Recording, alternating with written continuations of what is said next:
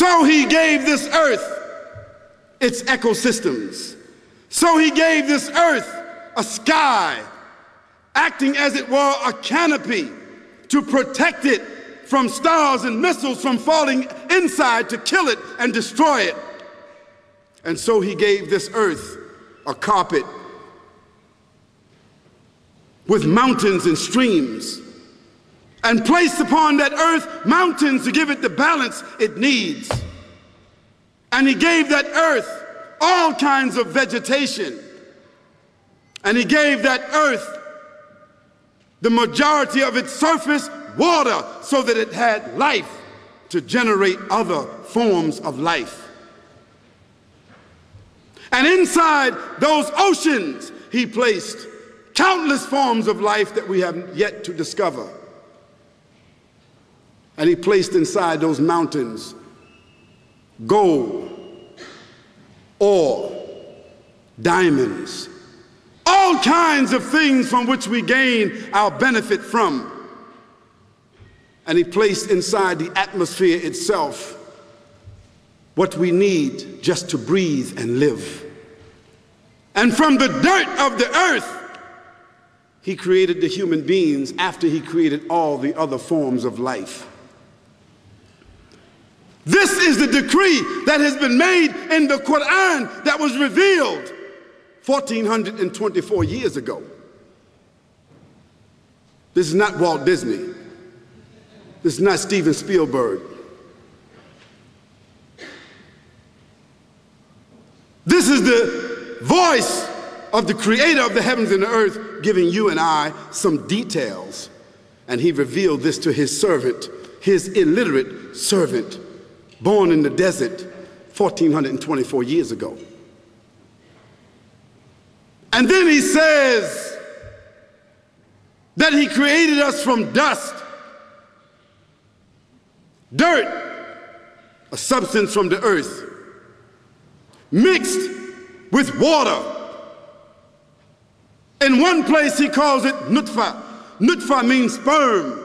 In another place he calls it turab. It means dust. In another place he calls it salsalin. It means a mixture of sounding clay.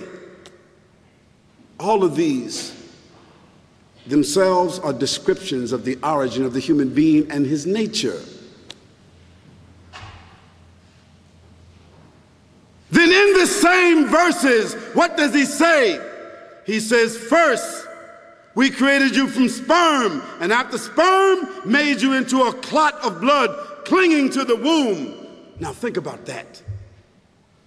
When was it discovered from a scientific point of view, from an academic point of view? When was it discovered?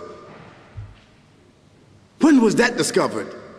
That the sperm, when it impregnated the egg, became a fetus, and then became a clot of blood, and that clot of blood clung to the womb of the mother so that it could get the nutrition and become a host. So the mother would become a host, and she would begin to feed it without even her own volition. Then he says, from that clot of blood, it began to hang. And now we know from scientific filming, scientific documentation, that the sperm swims, millions of sperm, and only one hits that egg. Then that egg settles in the womb. When it settles in the womb, it germinates. When it germinates and breaks open, it becomes a clot of blood. And then it clings to the womb. Then after that, it starts to hang from the womb. And that hanging part is the umbilical cord. The Quran said that. Then he says, from that hanging clot, then we make into it a fetus. Now we know that 9 weeks into pregnancy, the fetus is there. The fetus, what is it? It's the brain. It's the spinal cord.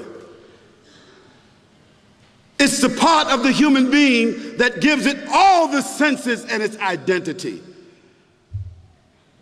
Then we know at 21 weeks, it's a fully grown embryo. With the heart pumping, with the lungs breathing, with the eyes fully formed, with the hands and the fingers and the toes and the kidneys functioning, fully formed at 12 weeks, 12 weeks, fully formed. Then he says, then we clothe that fetus with skin. Go to the scientific manuals and see what this process has been discovered, if it is not accurate. And then he says, after that we clothe it, then after that we bring it forward as another creature. So it comes forward as a child. Because as a child, now it has its own personality. It is given its own spirit. It is given its own designation. It comes forward. It is named a child, a human with its own name and identity. This is what the Quran says, 1424 years ago, our beginning. Then he says, after some time, you will die. A fact. No maybe, not some of you, not the poorest of you, not the weakest of you, but all of you will come through this process and then you will die.